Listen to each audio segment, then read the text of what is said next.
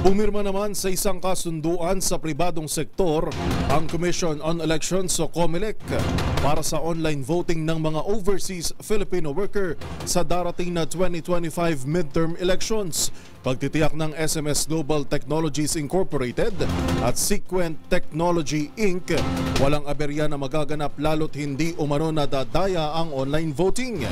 Magbabalita si Boy Gonzales. Nakipagkasundo na ang COMELEC sa pribadong contractor para sa online voting ng overseas Pilipino sa 2025 midterm election. Ang joint venture na SMS Global Technologies at Sequent Tech Incorporated ang nakakuha ng kontrata para sa 100 million pesos para sa online voting and counting system para makaboto ang mga OFW. Sa sinagawang ceremonial signing sa COMELEC, mismo sina Chairman George Erwin Garcia at Commissioner Amy Perolino ang kumatawan para sa COMELEC.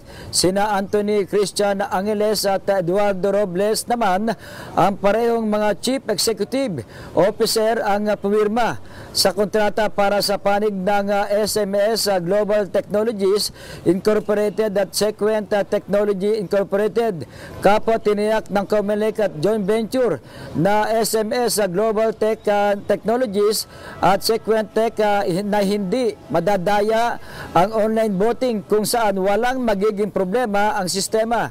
Dahil dito maasang COMELEC sa pamamagitan ng online voting ay mapapataas pa ang voters sa turnout sa 2025 midterm election. Sa pagboto naman ng mga OFW, kakailanganin lamang ang passport at cellphone upang makapagsagawa ng online voting. Para sa MBC TV Network News, ito si Boy Gonzales. Sama-sama tayo, Pilipino.